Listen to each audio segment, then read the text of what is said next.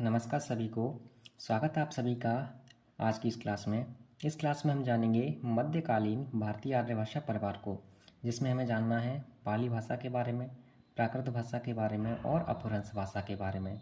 साथ ही साथ हमें ये भी जानना है कि पाली, प्राकृत और अपभ्रंश भाषा में कौन कौन से ग्रंथ लिखे गए हैं और कौन कौन उनके रचनाकार हैं। ठीक है, इससे जो पहले हमारी क्लास हुई थी उसमें हमने जाना था प्राचीन भारतीय आर्य भाषा परिवार को, और उसमें हमने पढ़ा था वैदिक संस्कृत और लौकिक संस्कृत। साथ ही साथ हमने ये भी पढ़ा था कि वैदिक संस्कृत में कौन कौन से ग्रंथ लिखे गए हैं और उनके रचनाकार कौन है, और लौकिक संस्कृत में कौन कौन सा ग्रंथ लिखा गया है और उनके रचनाकार कौन है। अभी तक आपने वो क्लास नहीं देखी है तो एक बार देख लेना, क्योंकि उस क्लास से अभी आपका प्रश्न बन जाता है। ठीक है, तो आइए शुरू करते हैं। लेकिन शुरू करने से पहले आपसे मेरा एक हम्बल रिक्वेस्ट है, अभी तक आपने चैनल को सब्सक्राइब नहीं किया है तो प्लीज़ सब्सक्राइब कर लें और बेल आइकन को प्रेस कर लें। ठीक है, तो चलिए जानते हैं पाली भाषा के बारे में। ये पाली भाषा क्या होती है, इसका टाइम पीरियड कितना था। तो देखो, पाली भाषा का जो प्रयोग कर रहा वो रहा था 500 ईसा पूर्व से प्रथम ईस्वी तक, 500 ईसा पूर्व से पहली ईस्वी तक। ठीक है, पाली भाषा के ही अन्य नाम है, इसे प्रथम प्राकृत भी कहा जाता है, इसे प्रथम देश भाषा भी कहा जाता है। ठीक है, इसके और भी नाम है वो हम अच्छे से डिस्कस करेंगे। जैसे इसे प्रथम देश भाषा भी कहा जाता है, पाली को ही प्रथम देश भाषा कहा जाता है, इसे मागधी भाषा भी कहा जाता है, और पाली को ही संस्कृत का अपभ्रंश रूप भी कहा जाता है। अपभ्रंश रूप क्या होता है ये हम आगे डिस्कस करेंगे जब हम अपभ्रंश भाषा को पढ़ेंगे। ठीक, पाली भाषा को ही हम बुद्ध भाषा या बुद्ध वचन भी कहते हैं। अब बुद्ध भाषा और बुद्ध वचन क्यों कहते हैं? क्योंकि महात्मा गौतम बुद्ध ने अपने सर्वाधिक उपदेश पाली भाषा में ही दिए थे। ठीक है, अब हम बौद्ध साहित्य की बात करें तो अधिकांश जितना भी बौद्ध साहित्य लिखा गया वो अधिकांश बौद्ध साहित्य हमारा पाली भाषा में ही लिखा गया था। ठीक है, अब हम जानते हैं कि पाली भाषा में वर्णों की संख्या कितनी थी। तो वर्णों की संख्या को दो विद्वानों ने अपने अपने अनुसार बांटा है। जैसे एक विद्वान हुए थे हमारे कच्चायन, दूसरे होते मोगलान। कच्चायन ने कहा था कि पाली भाषा में 41 वर्ण हैं, जिसमें 8 स्वर और 33 व्यंजन हैं। लेकिन मोगलान ने कहा था कि इसमें 43 वर्ण हैं, जिसमें 10 स्वर और 33 व्यंजन हैं। ठीक है, अब आइए हम जानते हैं कि पाली भाषा में रचे गए प्रमुख ग्रंथ कौन कौन से हैं। ठीक, पाली भाषा में रचित प्रमुख ग्रंथ, सबसे पहले हम बात करें त्रिपिटक साहित्य की। इस त्रिपिटक साहित्य में कौन कौन से पिटक हैं? पहला है सुत्त पिटक, विनय पिटक और अभिधम्म पिटक। प्रश्न पूछा गया था कि जातक कथाएं, जितनी भी सारी जातक कथाएं होती हैं वो किस भाषा में लिखी जाती हैं? तो हमारा आंसर होगा पाली भाषा में। यानी जातक कथाएं किस में लिखी जाती हैं? पाली भाषा में। ठीक है, आइए चलते हैं अगले पेज पर। अगला ग्रंथ है हमारा मिलिंद पन्हो ग्रंथ। कौन सा? मिलिंद पन्हो ग्रंथ। और इस ग्रंथ के रचनाकार हुए हमारे नागसेन। कौन? नागसेन। इसी ग्रंथ में श्रीलंका के इतिहास और बौद्ध धर्म से संबंधित महावंश और दीपवंश पाली भाषा में ही चलते हैं। ठीक है, अब हम जानेंगे कि शब्दों का रूप कैसे होगा। पाली यानी संस्कृत भाषा से हिंदी तक संस्कृत जो शब्दों का रूप था वो कैसा था। जैसे हिंदी भाषा जो हम डांस करते हैं, नाच करते हैं, उसे हिंदी में तो नाच बोलते हैं, लेकिन पाली भाषा में उसे नृत्य बोलते हैं और संस्कृत भाषा में उसे नृत्य बोलते हैं। ठीक है, जैसे हिंदी में हम तिनका बोलते हैं ना, तिनका, उस तिनके को पाली भाषा में तिड़ कहा जाता है और संस्कृत भाषा में तृण कहा जाता है। जो बुजुर्ग लोग होते हैं उन्हें हिंदी भाषा में बूढ़ा कहा जाता है, पाली भाषा में बुड्ढो कहा जाता था और संस्कृत भाषा में वृद्ध कहते हैं। ठीक है, हिंदी में आग कहते हैं, पाली में अग्नि कहते हैं, अग्नि कहते हैं, क्या कहते हैं? अग्नि, और संस्कृत में अग्नि कहते हैं। ठीक है, ये हुआ हमारा पाली भाषा। अब पाली भाषा में इससे बाहर एक भी प्रश्न नहीं पूछ सकता आपसे। ठीक है, जितना मैंने आपको पढ़ाया है बस आप इसी को रिवाइज करना और प्रैक्टिस करना। अब हम जानते हैं प्राकृत भाषा के बारे में। ठीक है, प्राकृत भाषा, प्राकृत भाषा यानी प्राकृत भाषा में ही हमारी दंतक कथाएं लिखी गई थी। जितनी भी सारी जातक कथाएं थी वो पाली भाषा में लिखी गई और दंतक कथाएं लिखी गई प्राकृत भाषा में। ठीक है, इसका जो प्रयोग काल है वो 1 ईस्वी से 500 ईस्वी तक रहा। प्राकृत भाषा को ही द्वितीय प्राकृत या धार्मिक वचनों की भाषा भी बोलते हैं। पाली भाषा को बुद्ध वचनों की भाषा बोलते हैं और इसे धार्मिक वचनों की भाषा कहा जाता है।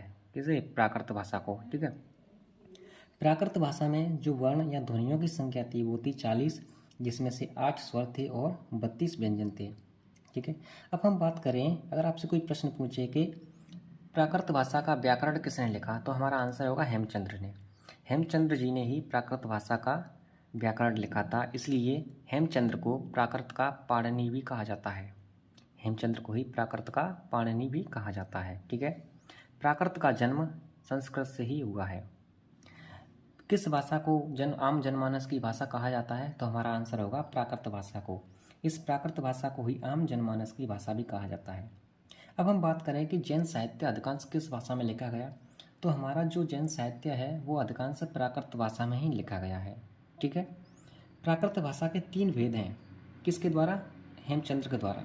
यानी हेमचंद्र जी ने बताया कि प्राकृत भाषा के 3 भेद हैं। कौन कौन से हैं? पहला है धूलिका, दूसरा आर्ष और पैसाची। धूलिका, आर्ष और पैसाची। अब हम जानेंगे कि प्राकृत भाषा में लिखे गए प्रमुख ग्रंथ और उनके रचनाकार। ठीक है, सबसे पहले बात करें हाल, जो सातवाहन वंश के थे।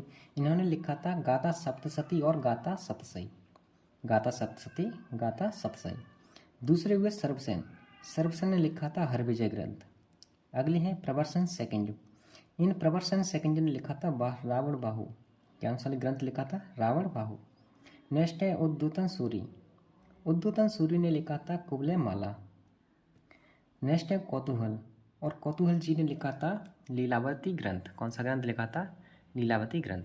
आइए अगले पेज पर चलते हैं। अब हम जानेंगे अपभ्रंश भाषा के बारे में। बेसिकली अपभ्रंश क्या होता है? अपभ्रंश जो है वो भाषा का बिगड़ा हुआ रूप होता है। क्या होता है? अपभ्रंश भाषा का बिगड़ा हुआ रूप होता है। जितने भी सारे संप्रदाय चलाए गए वो सभी के सभी संप्रदाय अपभ्रंश भाषा में ही चलाए गए। अपभ्रंश भाषा के विकास की बात करें या इसके प्रयोग काल की बात करें तो वो है 500 ईस्वी से 1000 ईस्वी तक।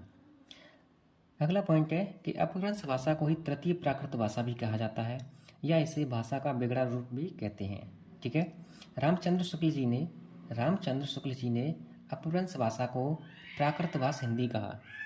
अपभ्रंश भाषा को प्राकृत भाषा हिंदी किसने कहा? रामचंद्र शुक्ल जी ने। ठीक है, और चंद्रधर शर्मा गुलेरी की बात करें, चंद्रधर शर्मा गुलेरी जी ने उत्तरकालीन अपभ्रंश को पुरानी हिंदी कहा। उत्तरकालीन अपभ्रंश का टाइम कितना था? टाइम पीरियड 1000 ईस्वी के आसपास। चंद्रधर शर्मा गुलेरी जी ने उत्तरकालीन अपभ्रंश को पुरानी हिंदी कहा था। ठीक है, आपसे ये प्रश्न पूछ सकता है कि पुरानी हिंदी किसने कहा था अपभ्रंश को? तो हमारा आंसर होगा चंद्रधर शर्मा गुलेरी जी ने। अपभ्रंश में अगर ध्वनियों की बात करी जाए तो इसमें ध्वनियाँ थीं 37, जिसमें से 8 स्वर थे और 29 व्यंजन थे। ठीक, अपभ्रंश को संधिकालीन भाषा भी कहा जाता है। अब इसे संधिकालीन भाषा क्यों कहा जाता है? क्योंकि अपभ्रंश जो है वो प्राकृत और पुरानी हिंदी के बीच की कड़ी है।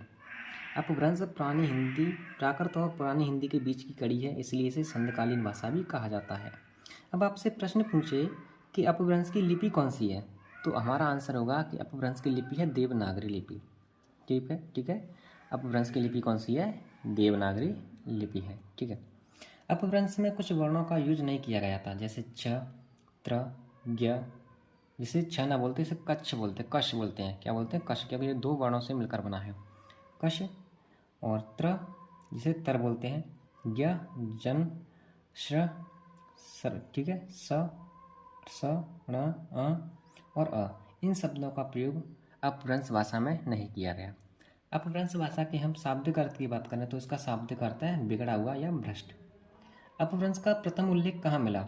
अपभ्रंश का प्रथम उल्लेख मिला था मालवा के राजा धारसेन के शिलालेख में सर्वप्रथम, या फिर हम ये कहें कि पतंजलि के महाभाष्य में।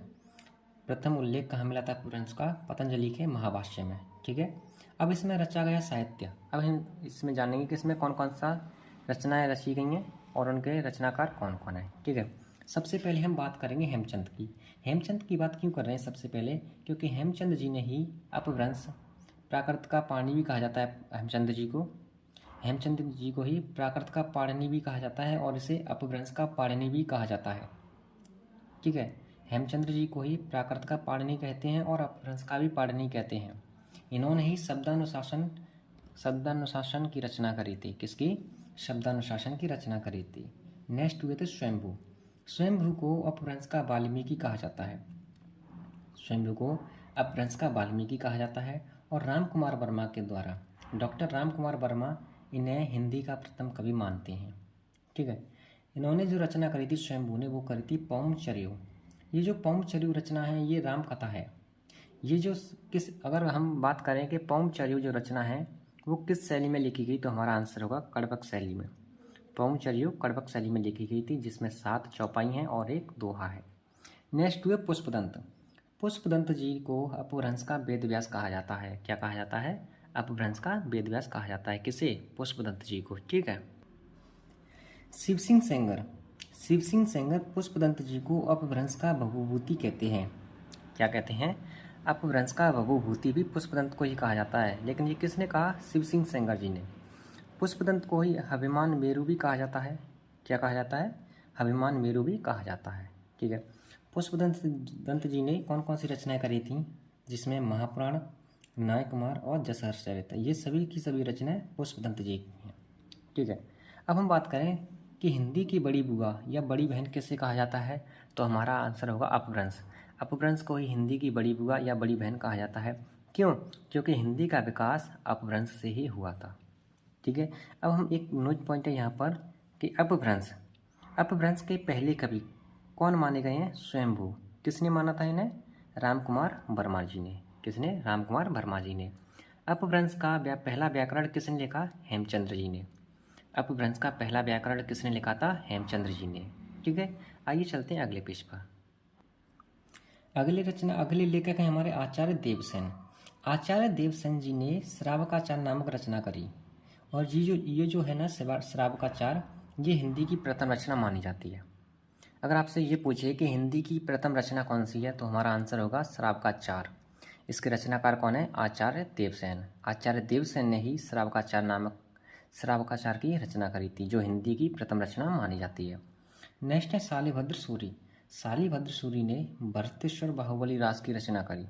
इसकी भरतेश्वर बाहुबली रास की रचना करी। ठीक है। नेक्स्ट है धनपाल। धनपाल जी ने भविष्य दंत कथा लिखी। कौन सी? भविष्य दंत कथा। ठीक। नेक्स्ट है राम सिंह। राम सिंह ने लिखा था पाहुड़ दोहा। अगले हैं श्रुत कीर्ति ने लिखा था हरिवंश पुराण। क्या लिखा था? हरिवंश पुराण। ठीक।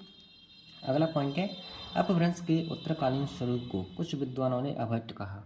यानी अपभ्रंश के ही उत्तरकालीन स्वरूप को कुछ विद्वानों ने अभट्ट कहा था। ठीक है। अभट्ट भाषा। अब हम अभट्ट भाषा के बारे में जानेंगे। तो आज की क्लास में हम इतना ही रहने देते हैं, क्योंकि वीडियो ज़्यादा लंबी होगी और ज़्यादा लंबी आप वीडियो देखोगे नहीं, आपका फोकस होगा नहीं। ठीक है। तो अभट्ट भाषा क्या है, इसे हम नेक्स्ट क्लास में कवर करेंगे। तो चलिए मिलते हैं अगली क्लास में। धन्यवाद।